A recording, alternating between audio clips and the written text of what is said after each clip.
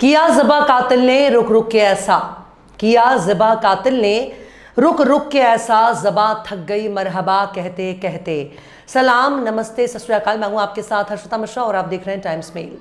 इस वक्त पूरी दुनिया में ईद अल अज़हा मनाया जा रहा है। मिडिल ईस्ट और तमाम अरब ममालिक में जुमे के रोज़ ईद मनाई जा रही है। टाइम्स मेल के दर्शकों को ईद अल अज़हा की बहुत बहुत मुबारकबाद। सऊदी अरब, कतर, बहरीन, लेबनान, मिस्र, जॉर्डन, ईरान, यमन, कुवैत, मुल्क शाम और अमीरात से टाइम्स मेल देखने वाले हमारे दर्शकों को ईद अल अज़हा की मुबारकबाद।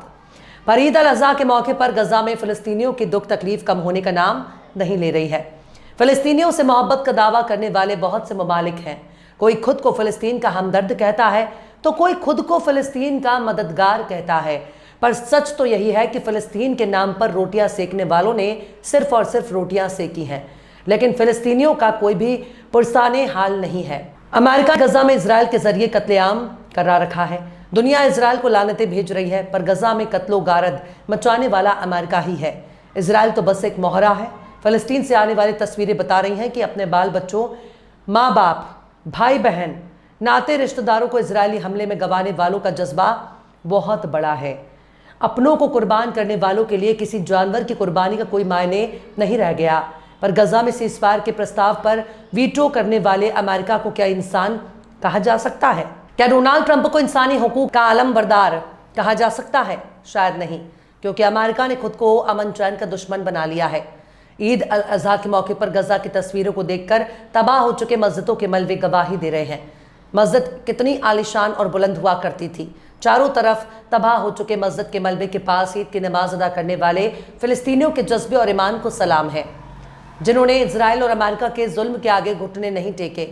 फ़लस्तीनियों ने इजराइल की तमाम नाकेबंदी को ठेंगा दिखाते हुए मस्जिद अक्सा में नमाज अदा की। पर ईद से ठीक पहले इजराइल ने लेबनान पर हमला किया। कुल मिलाकर अमेरिका अपने बच्चे के जरिए मिडिल ईस्ट में जंग को भड़का रहा है। यहाँ तक कि फ़िलिस्तीनी को खाने पीने की मदद को लूटने के लिए दाइश से ताल्लुक़ रखने वाले दहशतगर्दों को आगे कर रहा है। उनके जरिए अपने मंसूबे को अंजाम दे रहा है। इससे यह भी अंदाज़ा हो रहा है कि ISIS यानी दाइश को पैदा करने वाला कौन है। पर इजराइल इस वक्त छुट्टा सांड की तरह घूम रहा है। ईद के मौके पर उसने लेबनान पर हमले किए, ड्रोन फैक्ट्री के नाम पर बैरूत में बमबारी की। कुल मिलाकर अमेरिका हर हाल में गजा पर कब्जा करना चाहता है। पर फ़िलिस्तीनियों के जितने भी नाम लेवा थे, जितने भी खुद को फ़िलिस्तीनी का हमदर्द समझ रहे थे, उन सब ने अमेरिका को अपना पीर साहब मान लिया। पीर साहब नाराज नहीं होने चाहिए। भले ही ईमान कुर्बान हो जाए, पर पीर साहब की नाराजगी बहुत कुछ बिगाड़ सकती है। पर्दे में छिपे बहुत से राज को पीर साहब बेपर्दा कर देंगे। लिहाजा हम भी पर्दे की ज़बान में बात कर रहे हैं। पर अमेरिका हर तरह से अपने मंसूबे को अंजाम दे रहा है। अमेरिका ने इंटरनेशनल क्रिमिनल कोर्ट के जजों पर शिकंजा कसना शुरू कर दिया। आखिर कैसे ईद अल अज़हा के मौके पर ईद मना रहे फ़लस्तीनी? आखिर कैसे 80,000 फ़लस्तीनियों ने इजराइल की पाबंदी को दिखाया ठेंगा? आखिर कैसे ISIS के आतंकियों के जरिए गजा में नापाक मंसूबे को अंजाम दे रहे हैं जुब्बे वालों के पीर साहब? आखिर कैसे नेतन्याहू के खिलाफ गिरफ्तारी वारंट जारी करने वाले जजों पर शिकंजा कस रहा अमेरिका? बताएंगे आपको और भी बहुत कुछ। लेकिन आप अगर हमारे चैनल पर नए हैं और पहली बार हमारी वीडियो को देख रहे हैं तो आप हमारे चैनल टाइम्स मेल को सब्सक्राइब कर लें, वीडियो को लाइक कर दें और बेल आइकन का नोटिफिकेशन बटन जरूर से प्रेस कर दें, ताकि बिना देरी हमारी हर खबर आपको मिलती रहे। लौटते हैं अब खबर की तरफ। पूरी दुनिया में ईद अल अज़हा मनाया जा रहा है, लेकिन मिडिल ईस्ट में अमेरिका के सबसे बड़े प्रॉक्सी इजराइल ने फ़लस्तीन पर हमले जारी रखे। गजा पर उसने बमबारी की, यहाँ अल अक्सा में नमाज पढ़ने से रोके। पर 80,000 से ज़्यादा फ़िलिस्तीनियों ने अपनी हिम्मत और जज्बे के दम पर बंदूकों के साए में नमाज अदा की। शुक्रवार की सुबह ईद उल अज़हा की नमाज अदा करने के लिए तकरीबन 80,000 फ़िलिस्तीनियों ने अल अक्सा मस्जिद में जमा हुए। इजराइल ने इनको रोकने के लिए बहुत कोशिशों की, पर नाकाम साबित हुआ। वहीं लेबनानी फ़ौज ने ईद अल अज़हा के एक दिन पहले यानी जुमेरात की शाम लेबनानी इलाके पर हमले की पुरजोर मजम्मत की है। लेबनानी फ़ौज ने आम लोगों पर होने वाले इस हमले पर सख्त एतराज़ जताया है। इजरायली सेना ने दक्षिण लेबनान के एन काना शहर में रेसिडेंशियल बिल्डिंग को भी निशाना बनाया। लेबनान की फौज ने बहुत ही सख्त अल्फाज में इजराइल की मुखालिफत की है। वहीं इजराइल गजा इंसानी मदद को लूटने के लिए ISIS से जुड़े गिरोह को हथियार मुहैया करा रहा है। ऐसा अल मायदीन ने अपनी खबर में लिखा है और बताया है कि रफा में ISIS से जुड़ा एक नया नाम नेहाद फलस्तीनी संगठन मदद के काफिले को लूट रहा है। अल-मायदीन इल्जाम लगाया है कि इन गिरोह के पास हथियार भी हैं जिनको इजराइल की हिमायत हासिल है। अल-मायदीन यहां तक बता रहे हैं कि लूटने वाले इन संगठनों को इजराइल की खुफिया एजेंसी शिन बैट की निगरानी में हमास के खिलाफ मुकाबला करने के लिए बनाया गया। हारित्स ने सैटेलाइट इमेजेस और फुटेज से बताया कि यासर अबू शबाब नाम के शख्स की क़यादत में एक नए फिलिस्तीनी संगठन ने पूर्वी राफा में अपनी एक्टिविटी में इजाफा कर दिया है। फिलहाल ये इलाका इजरायली सेना कंट्रोल में आता है। यह गिरोह के लोगों के पास खतरनाक हथियार भी है।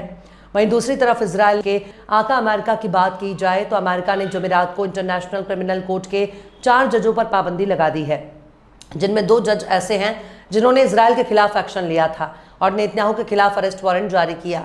अमेरिकी विदेश मंत्री मार्को रूबियो ने इन उपायों का ऐलान किया जिसके तहत जजों के अमेरिका में दाखिल होने पर पाबंदी लगाई गई है और अमेरिका के दायरे में आने वाली उनकी प्रॉपर्टी को जब्त कर लिया। ये पाबंदी आमतौर पर अमेरिका की मुखालिफत करने वालों के खिलाफ लगाए जाते हैं। अमेरिका की इस हरकत से इतना अंदाजा लगाया जा सकता है इजराइल गजा में अकेले ही कत्लेआम नहीं कर रहा, बल्कि अमेरिका उसका कंधे से कंधा मिलाकर साथ दे रहा है। मार्को रूबियो ने इस फैसले का बचाव करते हुए कहा कि वे हमारे इजराइल की और किसी भी दूसरे अमेरिकी मददगार की संप्रभुता को आईसीसी की नाजायज कार्रवाइयों से बचाएंगे। ये बयान गजा पर चल रहे हमले के दौरान किए गए जुल्म के लिए इजरायली नेताओं को जवाबदेही से बचाने के वॉशिंगटन के अभियान में इजाफे का इशारा है। बाकायदा नेतन्याहू ने इस डिसीजन के लिए अमेरिका की तारीफ की। ट्रंप और रूबियो को इजराइल के अधिकारों के लिए खड़े होने के लिए धन्यवाद दिया, जबकि अंतर्राष्ट्रीय स्तर पर इस बात पर आम सहमति बन रही है कि गजा में इजराइल का किरदार जंगी जराइम और इंसानी हुकूक को पमाल करता है और इजराइल एक वॉर क्रिमिनल है। खैर, अमेरिका की इस हरकत का इंसानी हुकूक की तंजीमों में विरोध किया है। अमेरिका की हरकत दिखाने के लिए काफ़ी है कि गजा में सीज़फायर दुनिया को गुमराह करने के लिए सिर्फ एक बहाना है ताकि कत्लेआम में इजाफा हो सके। अमेरिका ही इजराइल के जरिए गजा में कत्लेआम करवा रहा है ताकि जल्द से जल्द गजा का सफाया किया जा सके, फिलिस्तीनियों की नस्ल कुशी की जा सके ताकि गजा पर कब्जा करने में बहुत आसानी हो जाए। पर अरब के मुबालिक पीर साहब के आगे सिजदा रेज है, वो कुछ नहीं कर सकते, सिर्फ तमाशा देख सकते हैं। शायद अमेरिका ने उनके किसी न किसी दुखती रग पर हाथ रखा है, पर ना अरब इतने भी खामोश रहने वाले नहीं हैं। बहरहाल, चलते चलते आखिर में मुजाहिद फराज ने भी क्या खूब फरमाया है। फसाद, कत्ल, तअस्सुब, फरेब, मक्कारी। फसाद, कत्ल, तअस्सुब, फरेब, मक्कारी, सफ़ेद पोशों की बातें हैं, क्या बताऊं मैं।